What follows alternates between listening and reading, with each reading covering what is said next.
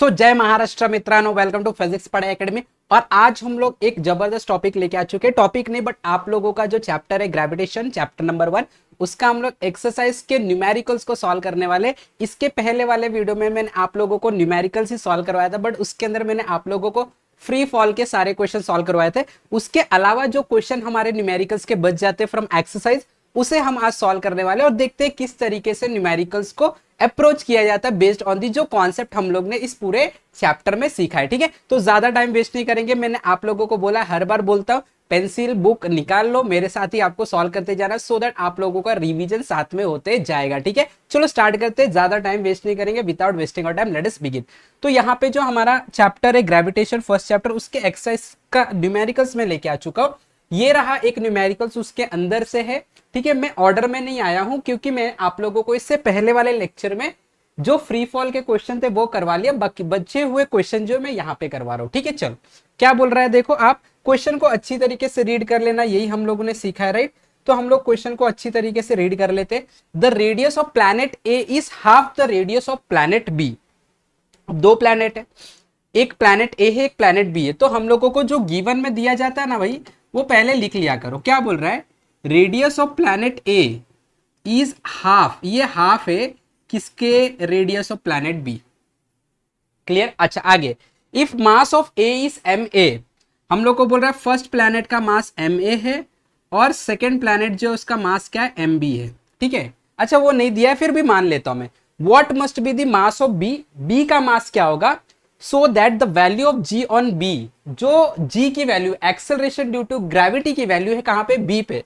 तो यहां पे लिखूंगा acceleration due to gravity on B is half, कितना है, half that of its value on ए, यानी कि जो एक्सेलरेशन ए पे प्लैनेट पे है उसका हाफ किधर है, बी पे है।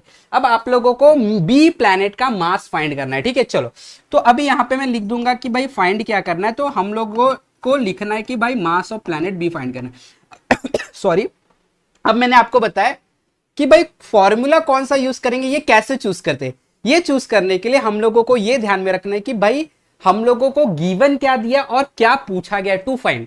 तो मैं देखूंगा रेडियस है, मास है, एक्सेलरेशन ड्यू टू ग्रेविटी है, तो मुझे ऐसा फॉर्मूला ढूंढना पड़ेगा जिसमें ये सब आता है। तो मेरे पास एक फॉर्मूला है एक्सेलरेशन ड्यू टू ग्रेविटी का, और वो फॉर्मूला क्या है, वो फॉर्मूला है, मैं यहां पे लिख दूंगा acceleration due to gravity is equal to G M upon R का स्क्वायर। सही है, ओके। अब यहां पे हम लोग शुरू हो जाते हैं। तो देखो यहां पे मैं सॉल्यूशन लेके आया हूं और आप लोग मेरे साथ साथ सॉल्व करते जाओ सॉल्यूशन। तो सबसे पहले मैं क्या करूंगा, फर्स्ट प्लैनेट का एक्सेलरेशन का फॉर्मूला लिख दूंगा। तो ये हो जाएगा acceleration due to gravity on planet A, क्या हो जाएगा, जी कांस्टेंट रहता है, mass of planet A upon radius of planet A का स्क्वायर। यही फॉर्मूला देखो, G M upon R square, done. अब मैं क्या करने वाला हूं, मैं एक्सेलरेशन ऑन प्लैनेट बी लिखने वाला हूं। क्या होगा, G mass of planet B upon radius of planet B का स्क्वायर, डन। अब देखो हमें गिवन क्या है कि एक्सेलरेशन जो बी पे वो हाफ है ए के मुकाबले, राइट। तो देखो मैं यहां पे क्या लिखूंगा कि गिवन है कि acceleration on B is equal to half acceleration on A, value रख दो। एक्सेलरेशन ऑन बी कितना है, देखो ये रहा, G M upon R B का square is equal to half acceleration on A कितना है, देखो G M upon R A का स्क्वायर। सही है, चलो नेक्स्ट स्टेप। बस यही चीज को आगे बढ़ाते जाओ और कुछ भी नहीं करना है। आप यहां पे बिल्कुल देख सकते हैं जी और जी को आप बिल्कुल कैंसिल कर दो, कोई दिक्कत नहीं है, ये कैंसिल कर दिया। बचा क्या, यहां पे एम बी आएगा। ठीक है, मैं लिख देता हूं M B upon R B का square is equal to 1/2 M A upon R A का स्क्वायर। अब जरा देखो एम ए जो है वो हम लोगों को बोला है कि भाई मास ऑफ प्लैनेट है, लिख देता हूं उसको भी। लेकिन अगर मैं बात करूं आप लोगों को आर ए का, अच्छा हम लोग को इसको कैपिटल लिख, क्योंकि यहां पे हमने कैपिटल ले लिया ना, चलो इसको भी मैं कैपिटल कर देता हूं। ठीक है, R A is equal to, ठीक है। तो आर ए का वैल्यू क्या है, आर ए का वैल्यू 1/2 आर बी, यहां पे लिख देता हूं, ये है 1/2 आर बी, और इसका अब स्क्वायर लिखना पड़ेगा। यस, स्क्वायर कर दिया मैंने, डन, कोई doubt.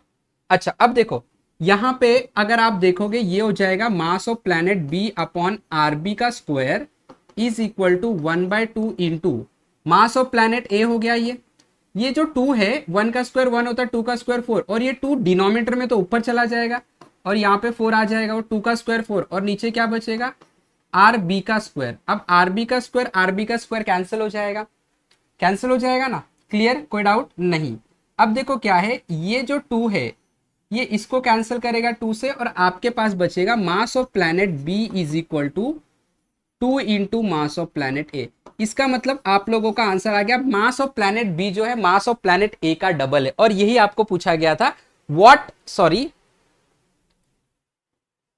Must be the mass of B. Yes, तो मास ऑफ बी क्या है, मास ऑफ ए, यानी जो प्लैनेट ए का मास है उसका डबल है। क्लियर हो गया, एकदम सिंपल था, चलो शाबाश। अब हम लोग आते हैं नेक्स्ट क्वेश्चन पे। नेक्स्ट क्वेश्चन देखो क्या है, the mass and weight of an object on earth are 5 kg and 49 newton. तो यहां पे मैं लिखता हूं ऑन सरफेस ऑफ अर्थ, दो कंडीशन रहेगी आपको, ऑन सरफेस ऑफ अर्थ, अर्थ पे बोला गया है मास जो है वो कितना है 5 kg, और जो वेट है वो क्या बोला गया है 49 न्यूटन। सही है।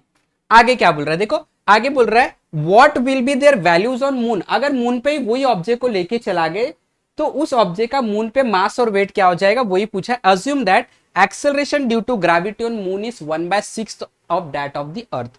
ठीक है, तो यहां पे बोला गया एक्सेलरेशन जो मून पे है वो 1/6 है एक्सेलरेशन ऑन अर्थ। क्लियर हो गया। तो देखो सबसे पहले तो आप लोगों को मैंने पहले ही बताया था कि मास कभी चेंज नहीं होता, राइट। तो यहां पे लिखेंगे ऑन सरफेस ऑफ क्या मून, राइट। तो सरफेस अगर मून का है तो मास तो उतना ही रहेगा, मास 5 kg ही रहेगा, 5 kg, ये आंसर आपका आ गया, ये कभी चेंज नहीं होता है। अगर मैं वेट की बात करूं तो वेट क्या होता है, mass into acceleration due to gravity होता है, एक्सेलरेशन ड्यू टू ग्रेविटी होता है। तो देखो अभी जरा ध्यान से, ये ग्रेविटी मून का, तो ये मून का, तो मास 5 है, पर acceleration due to gravity moon पे क्या है, acceleration due to gravity on earth divided by 6। Clear है। तो यहां पे देखो अगर आप देखोगे acceleration due to gravity on earth divided by 6। Clear हो गया। अब देखो mass into acceleration due to gravity, ध्यान से देखोगे वेट इज इक्वल टू, ध्यान से देखो एकदम सिंपल है, वेट ऑन मून। क्लियर। अब मुझे बताओ mass into acceleration due to gravity on earth का मतलब क्या होता है, इसका मतलब तो होता है वेट ऑन अर्थ अपॉन 6, बराबर ना। ये मास है, चाहिए तो आपको नहीं लिखना है, मत लिखो इसकी वैल्यू को, यहां पे m लिख दो सिर्फ। तो mass into acceleration due to gravity on earth क्या होता है, वेट ऑन दी अर्थ होता है, तो वेट ऑन दी अर्थ लिख दिया। तो वेट ऑन मून क्या बन गया, अर्थ पे वेट कितना है देखो 49, अब इसको 6 से डिवाइड कर दो तो कितना आ जाएगा, 6 8 जा 48, करेक्ट है ना, 1 बचेगा, 6 1 जा 6, sorry sorry sorry sorry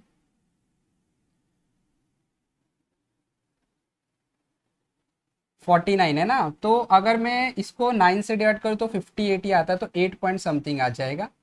49 divided by 6, 6 8 जा 48 माइनस 1, ठीक है, और एक जीरो लगा दूंगा तो 6 1 जा 6 होता है,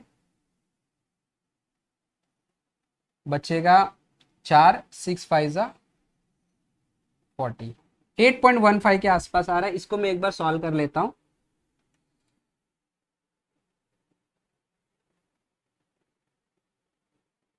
एट 8.16 आ रहा है, तो 166 आप लिख सकते हो, चलो 166 ही कर देता हूं मैं इसको, ठीक है। तो ये हो गया वेट ऑन मून, ये यूनिट क्या होगा, न्यूटन हो जाएगा। क्लियर हो गया सबको, सिंपल। चलो नेक्स्ट क्वेश्चन देख लेते हैं। अब देखो नेक्स्ट क्वेश्चन क्या है, masses of the earth and moon are, दो लोगों का मास दिया है, तो यहां पे लिखूंगा मैं गिवन में मास ऑफ अर्थ कितना है 6 इंटू 10⁻24 kg। उसके बाद बोला मास ऑफ मून, मून का मास कितना है देखो 7.4 इंटू 10⁻22 kg,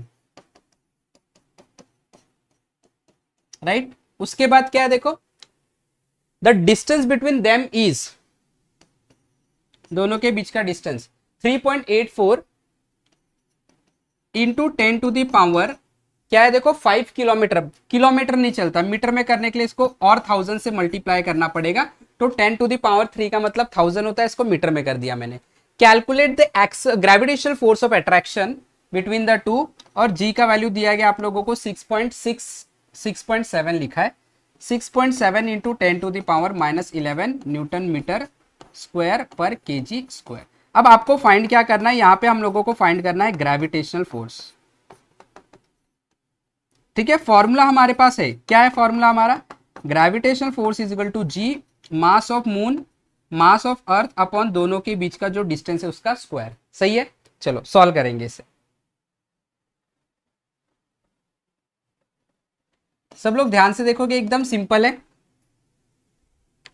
हम लोगों को फोर्स फाइंड करना है, तो ये जी का वैल्यू देखो क्या होता है, आप लोगों को पता है जी का वैल्यू होता है 6.7 into 10⁻⁻11 into mass of moon 7.4 into 10⁻22, 7.4 into 10⁻22 into mass of earth 6 into 10⁻24, correct, divided by जो डिस्टेंस है उसका स्क्वायर। तो डिस्टेंस कितना आप देख सकते हैं 3.84, ये 5 और 3 8 हो गया ना, तो 3.84 इंटू 10⁸ स्क्वायर। 8 कैसे आप पता चला ना, ये 5 और ये 3 तो 8 हो जाएगा। ठीक है, ये आप लोगों का हो गया। अभी आपको करना क्या, जितने भी नंबर वाले टर्म्स है ना उसको साथ में कर दो, जैसे 6.7 इंटू 7.4 इंटू 6, और जो पावर है उसको सॉल्व कर लेते। देखो ये -11 और ये 22 है, तो -11 प्लस 22 क्या हो जाएगा, 11 हो जाएगा। अब 11 और 24 क्या हो जाएगा, 35, तो ये हो जाएगा आप लोगों का 10⁻35। क्लियर। अब मैं क्या करूंगा, 3.84 का स्क्वायर निकाल लूंगा। ठीक है, हम लोग 3.84 का स्क्वायर निकाल लेते हैं। 3.22 सॉरी 3, ये आ रहा है 14.74 इंटू 8 का स्क्वायर 16 हो जाएगा, 10⁻16। ठीक है, अब मैं ये तीनों नंबर को मल्टीप्लाई करूंगा, तो ये हो जाएगा 6.7 इंटू 7.4 इंटू 6, दैट इज 297.48। ये आप लोगों को खुद से करना है, बोर्ड एग्जाम में आप लोगों को सॉल्व करने के लिए कोई कैलसी नहीं मिलने वाली है। ये हो गया 14.74 इंटू ये 10⁻35 है, ये टर्म ऊपर जाएगा तो माइनस में हो जाएगा 10⁻−16। क्लियर हो गया। अब मैं क्या करूंगा, ये दोनों को डिवाइड कर लूंगा, F इज इक्वल टू देखो 297.48 डिवाइडेड बाय 14.74, ये आ गया मेरे को 20.18 इंटू 35 और 16 19 आ गया, कितना आ गया 10⁻19। क्लियर। तो ये आप लोगों का ग्रेविटेशन फोर्स आ गया। अगर आप इसको शिफ्ट करते हो, 2 करते हो, इसको यहां पे क्या करते हो, 2 करते हो, तो 2.018 इंटू 10⁻20 न्यूटन आ जाएगा। इसी को आप अप्रोक्सीमेटली 2 इंटू 10⁻20 न्यूटन बिल्कुल लिख सकते। And this is your final answer. आ गया, सिंपल था। खाली आप लोगों को पता रहना चाहिए कि भाई हम लोगों को दिख रहा है ना, सब लोगों को क्लियर, हाँ, हम लोगों को कौन सा फॉर्मूला कहां पे लगाना है। ठीक है, चलो नेक्स्ट क्वेश्चन सॉल्व कर लेते हैं। अब देखो नेक्स्ट क्वेश्चन क्या है, रीड कर लेते हैं। मास ऑफ द अर्थ, अर्थ का मास दिया गया है, चलो मैं गिवन में लिखूंगा। मास ऑफ अर्थ कितना दिया गया, 6 इंटू 10⁻24 kg। उसके बाद क्या है, the distance between earth and the sun, दोनों के बीच का डिस्टेंस आर की वैल्यू दिया है 1.5 into 10⁻11 metre. If the gravitational force between them, उनके बीच में जो फोर्स लग रहा है वो भी बता दिया, 3.5 into 10⁻22 newton. What is the mass of the sun, आप लोगों को सन का मास निकालना है। जी का वैल्यू दिया है 6.7 इंटू 10⁻11 न्यूटन मीटर स्क्वायर पर केजी स्क्वायर। आपको फाइंड क्या करना है, आप लोगों को सन का मास फाइंड करना है, यानी कि मास ऑफ सन आपको फाइंड करना है। क्या फॉर्मूला यूज करेंगे, वही मैंने जो आपको रूल बताया, चेक कर लो ये सब कौन से फॉर्मूला आता है ग्रेविटेशनल फोर्स के। क्या है फॉर्मूला ग्रेविटेशनल फोर्स का, F is equal to G mass of earth into mass of sun upon R का स्क्वायर। डन। चलो यहां से अब हम लोग आगे बढ़ेंगे सॉल्व करते हुए। हम लोगों को क्या चाहिए, मास ऑफ सन चाहिए। तो देखो इसका फॉर्मूला क्या बनेगा, इसका फॉर्मूला बनेगा mass of sun is equal to, ये इसके साथ मल्टीप्लाई हो जाएगा, फोर्स इंटू डिस्टेंस का square upon G into mass of earth. ये हो गया आपका फॉर्मूला। चलो सॉल्व करते हैं। Mass of sun is equal to, force कितना है you can check, 3.5 into 10⁻²2 into दोनों के बीच का डिस्टेंस कितना है 1.5 इंटू 10⁻11। मेरे साथ सॉल्व करते रहो सब लोग। 1.5 इंटू 10⁻11 डिवाइडेड बाय, अच्छा इसका स्क्वायर आएगा, हाँ मेरी गलती है ये। चलो कैपिटल जी का वैल्यू भी सबको पता है, पूरी दुनिया जानती है, 6.7 इंटू 10⁻11। और मास ऑफ अर्थ भी पूरी दुनिया जानती है, 6 इंटू 10⁻24। डन, वही रूल यूज करो जो मैंने आपको बताया। नंबर एक साइड लिख दो, 3.5 इंटू 1.5 का अगर आप स्क्वायर निकालते हो तो क्या आ जाएगा, 2.25 आ जाएगा, इंटू ये 10⁻22 हो जाएगा, और 11 का स्क्वायर भी 10 कितना हो जाएगा 22। स्क्वायर का मतलब होता है मल्टीप्लाई करना, पावर के टर्म में स्क्वायर मतलब मल्टीप्लाई करना, ठीक है। तो 15 का स्क्वायर होता है 225, तो अगर 1.5 है तो 2.25 हो जाएगा। उसके बाद देखो 6.7 इंटू 6, नंबर एक साथ कर दिया, -11 और 24 कितना आ जाएगा 10⁻13 आ जाएगा। क्लियर, चलो नेक्स्ट। इतना समझ में आ रहा है? कोई भी डाउट रहेगा कोई भी स्टेप में तो आप मुझे बता दोगे, तो मैं इसको अभी सॉल्व कर लेता हूं, ठीक है। 3.5 इंटू 2.25 ये हो गया, ये होता है 7.85। तो mass of sun is equal to 7.85 into 10⁻44, 22 और 22 44, ये ऊपर जाएगा तो -13 हो जाएगा, ये यहां पे मैं लिखूंगा, डिवाइडेड बाय 6.7 इंटू 6, ये होता है 40.2।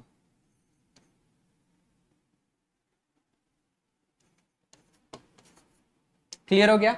चल अब मैं ये दोनों टर्म को डिवाइड कर दूंगा, तो ये कितना आ जाएगा 7.85 डिवाइडेड बाय 40.2, ये आ रहा है 0.195, तो ये आ गया 0.195 इंटू 10⁻44 में से मैं अगर 13 माइनस करूं तो ये आ जाता है 10⁻31। अगर मैं इसको शिफ्ट करूंगा तो ये 1.95 अगर मैं कर दूं तो ये हो जाएगा 10⁻30 kg। और ये आप लोगों को सन का मास मिल गया, तो सन का मास होता है अप्रोक्सीमेटली, इसको आप लिख सकते हो 1.9 इंटू 10⁻30 kg, या तो आप बिल्कुल इसको लिख सकते हैं 2 इंटू 10⁻30 kg। और ये आप लोगों का फाइनल आंसर। क्लियर हो गया। सो आई होप सब लोगों को सारे कॉन्सेप्ट, सारे मेथड, अप्रोच कैसे किया जाता है, कब फॉर्मूला कौन सा यूज किया जाता है, सारे चीज पता चल गए हैं। तो ये आप लोगों को अच्छी तरीके से रिवाइज कर लेना है, अच्छी तरीके से प्रैक्टिस कर लेना है, और यही अप्रोच आप लोगों को हमेशा न्यूमेरिकल्स में यूज करना है। तो इसी तरीके से आप लोगों को कोई भी अगर डाउट है तो कमेंट में लिख देना है, अगर वीडियो पसंद आए तो लाइक कर देना है, शेयर कर देना है, चैनल पे नए हो तो सब्सक्राइब कर देना, और हमारे साथ जुड़े रहे, सीखते रहे। Have wonderful day, have wonderful learning. Thank you very much. जय महाराष्ट्र।